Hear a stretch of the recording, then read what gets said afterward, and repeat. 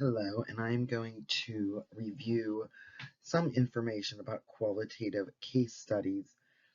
Case studies are used often in dissertations and in research in general because it's a nice design where you can study an in-depth or conduct an in-depth exploration of a single or multiple cases within their real-life context. And the aim is really to understand some complex phenomenon. So maybe you want to understand the processes of a company or a healthcare system or even a school, for instance. A case study might be the methodology that you choose, relationships, mechanisms in specific contexts. So, case study is a pretty highly used design that we see in qualitative research. So as I mentioned earlier, typically we use case studies to understand complex phenomena, crucial context, and theoretical gaps. So if we look at the first one, we're looking at these complex relationships that are happening within a case to understand either the social issues or the issues within an organization. A case study may be the design that you choose. The context to case study is really what's essential. So that setting is essential. So whether it is, um, you know, a company,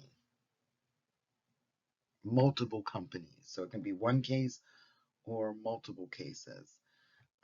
And then the gaps that exist in the literature.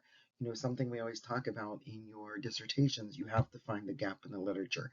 And maybe you find that gap, and in order to fill it, you are going to study this company, this hospital, this organization, whatever it might be.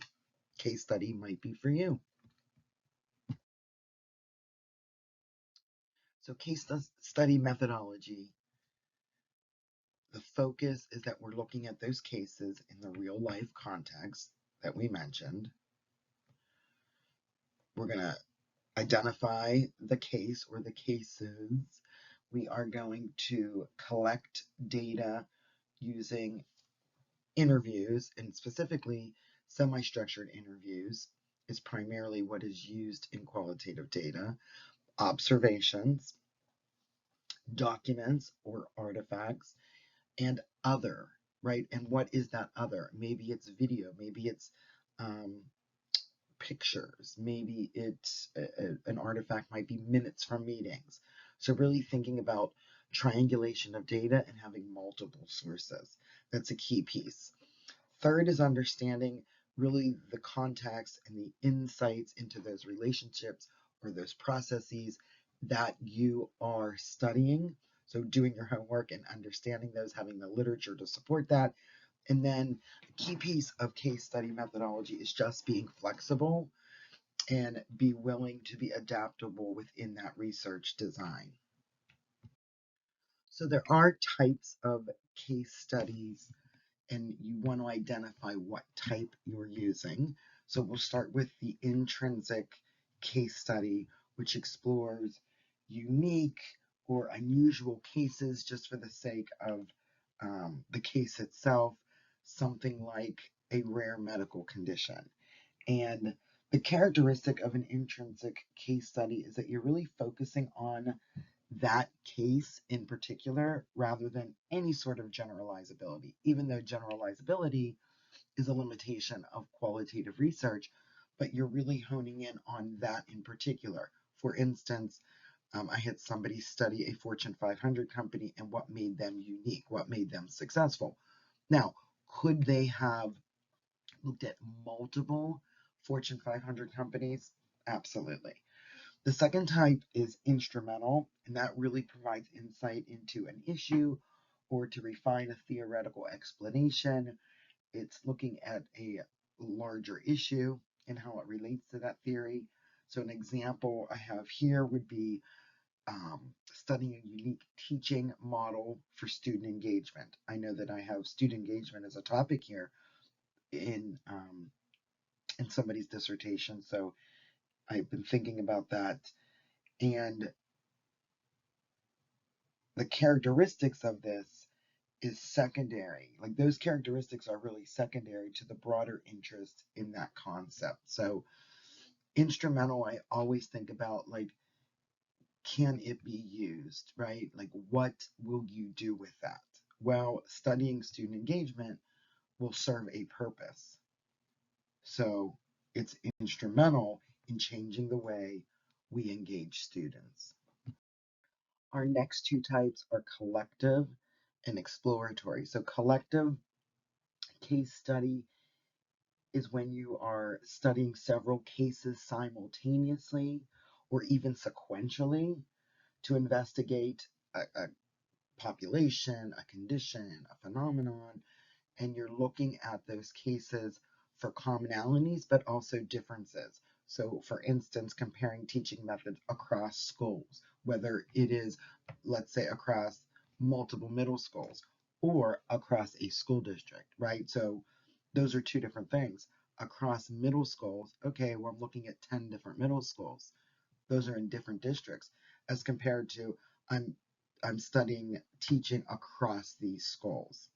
So same design, looking at it a little bit differently. And then the next one is exploratory, where you're exploring situations where the intervention being evaluated has no clear or single set of outcomes. So you're really just getting in there, getting down and dirty and figuring it out, what it is, whatever it is that you are investigating, and you're learning those nuances. So the example I used here was how a new policy may be implemented and what the effects of that policy might be at one institution or multiple institutions, right? If you want to do multiple cases. So always think about that, one or multiple. And often exploratory case studies are used kind of at the beginning of a study where you're really trying to like generate a hypothesis of what is happening within that organization, case, whatever it might be. And then the last two, explanatory and descriptive. Explanatory case studies explain those links in real life interventions that are too complex for, let's say, quantitative methods. So, what are those links? We're not doing correlational work, but we're trying to figure out the links that are happening within that case. So, my example, I use community factors in health initiative, the success of a health initiative that may be happening in a community. Often, um, explanatory case studies have a strong focus on understanding the how and the why. And you don't want to say that there's a causal um, connection here because now you're leaning more towards the verbiage of quantitative data, but you are looking at the how and why. And you may not be able to answer the how and why in quantitative um, methods. And then finally, descriptive case study that really provides a detailed account of whatever case or cases that you are studying. For the example I provide is examining a startup company's growth and what processes were in place.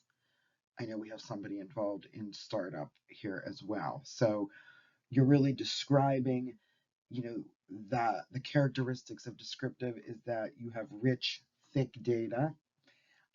You have a lot of narrative descriptions of the events or of situations, and it may not be directly focused or aimed at a theory because you're just describing. And I shouldn't say just, you're describing what it is that you've learned in that case. So, on to the good stuff, right? Case study and what methods you're going to use. So, you choose your design, and now how am I going to collect that data? Now, does this look similar to all the others? Maybe. some of them.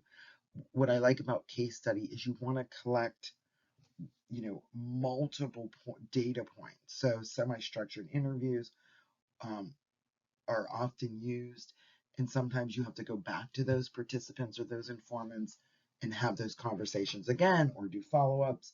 Doing field observations um, are typically involved. You create an observation protocol. What is it that I want to examine? You can't examine everything. What is it that I want to examine in this setting that's related to this case? Maybe it's communication methods in an office setting. Okay, well, maybe you're doing the in-person. You're watching how communication, um, how those interactions occur, but also maybe electronic communication as well. That would lead us to document analysis, reviewing documents that are related to the case. And then finally, audio or visual material, so recording any visual data that the participants may share with you that are going to help tell the story.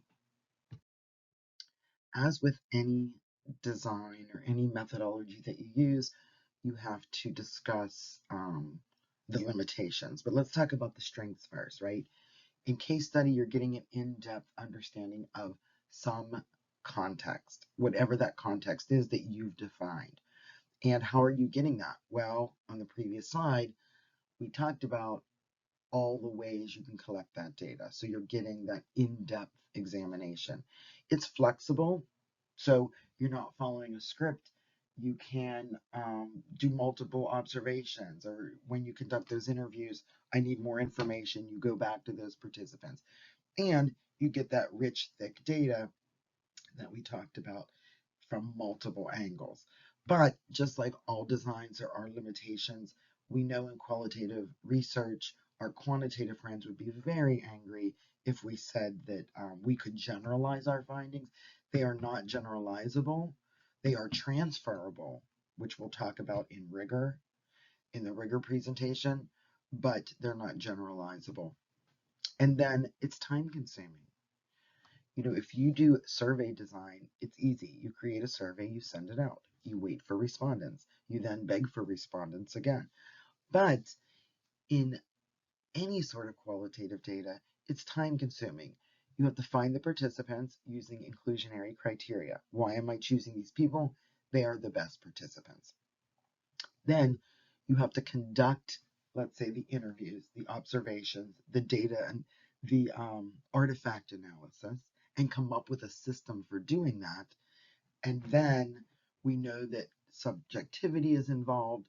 We know that our biases can be involved, which may be our superpower to some, but others would find that a limitation. So, tongue in cheek when it comes to being subjective and the researcher being part of the process, but it's still, you have to acknowledge that that is part of what happens when you do qualitative research. I would say that is a benefit, others would say a limitation. So thinking about data analysis and case studies, this is going to be not much different than what you may see in the other methods and actually what we may practice in class. So as always, you have to, after you collect your data, you have to prepare your data, whether you're going to transcribe the interviews, you put together your field notes, whatever data it is that you have, you want to prepare that, and you want to find a system that is manageable for you. Now, are there systems that will help you do that? Absolutely. NVivo is a qualitative program. There's a lot of them out now, and Vivo is one of the original. I do like those programs if you have a ton of data. So let's say you're doing a multi-case study and you've been working with 20 companies. That's a lot of data to deal with, and you have you know tons of hours, 50 plus hours of interviews. I do think you need a data management system for that sort of stuff, but I also know that when you've done 10 to 12 to 20 interviews, let's say, you can organize that in Excel. You can find a way to organize your data and you're in charge of your data management.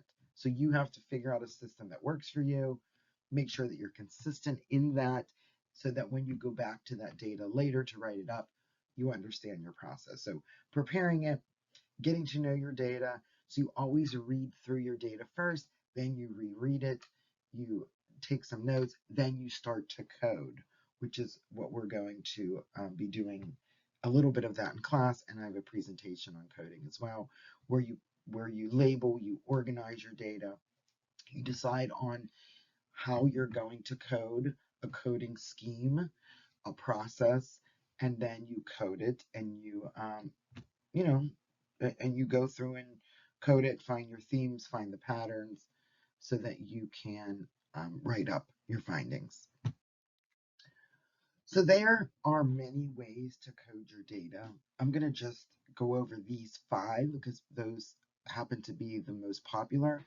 If you read your Saldana book, which is really kind of like the Bible of coding, you'll see more, but also you'll see examples, which I think are very helpful. So if you end up doing any sort of qualitative in your dissertation, I think that book is really going to serve you well. So the first type is open coding. And really the point of open coding, we call that also initial coding, is to break the data down into kind of discrete parts and label them with short descriptive codes. So basically how that works is you go through your, let's say a transcript from an interview, you highlight the meaningful words, sentences, or phrases, and then you assign an initial code. That's why they call it initial coding, an initial code or a label that captures kind of the essence of that data. So, this is my initial impression, and this is the label or the code that I am going to assign to that. So open coding is really kind of exploratory, and it focuses on identifying as many ideas as possible as you're going through the data. And it's the first round of coding. So when you talk about your data analysis, let's say you do qualitative research for your dissertation, and in your defense, I'm going to ask you about your coding, how you analyzed your data. And you're going to say, well, I started with initial coding where I went through, I highlighted those phrases, those sentences, those words, and assigned that initial code so that I had a sense or I got the essence of my data. The second time is axial coding, and this is kind of connecting your codes. So you're grouping similar codes, you're identifying relationships between them, forming categories or themes. So how does that work? Well, you review your initial codes or your open codes, and you start to look for those connections. And then you start to cluster them. So you look for related codes, and you look for and you kind of develop those themes or categories that they fall under. So often people will talk about open coding and axial coding kind of going together. That was their process, kind of 1 and 2. The third type is selective coding, and that's kind of the theme building. And really the purpose there is to identify the themes, right? The overarching themes that emerge from the data. And that really helps build that cohesive narrative. So I did my open coding, my second round of my axial coding. Now I'm starting to build those themes. We call that selective coding.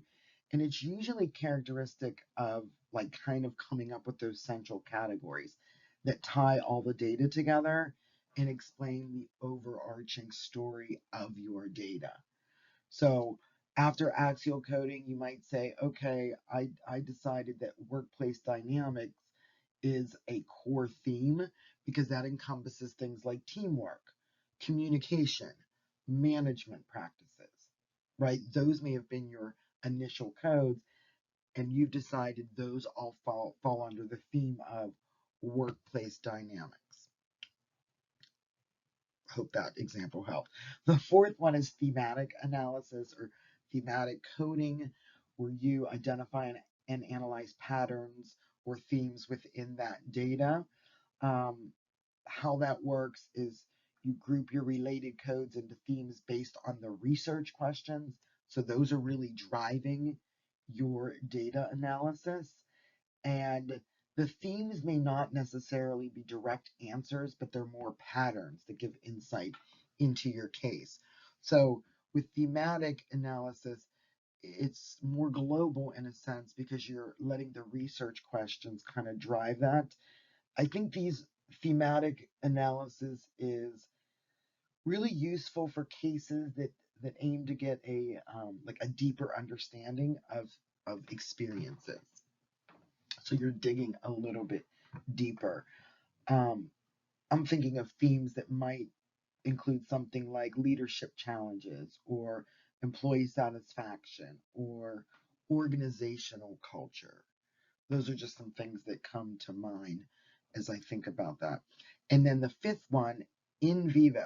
Now that's different than when I said en vivo, capital N, capital V, IVO.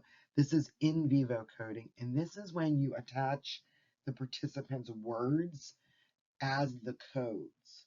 So how does that work? So you identify key phrases or expressions from the participants' actual words or speech, right, from those transcripts, and then you assign these verbatim as codes. And the point of this is really to preserve the authenticity of the participant's voice.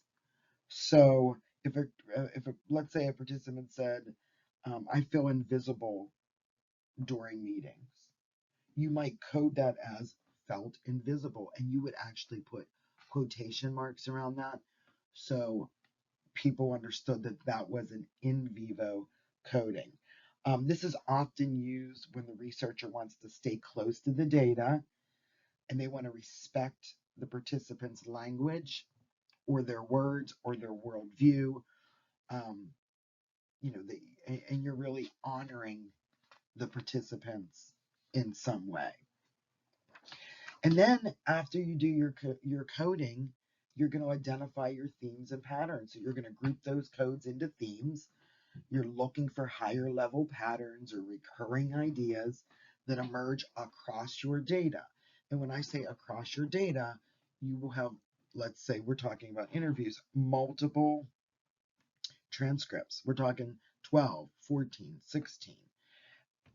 And then something in qualitative research that researchers do is they develop a code book.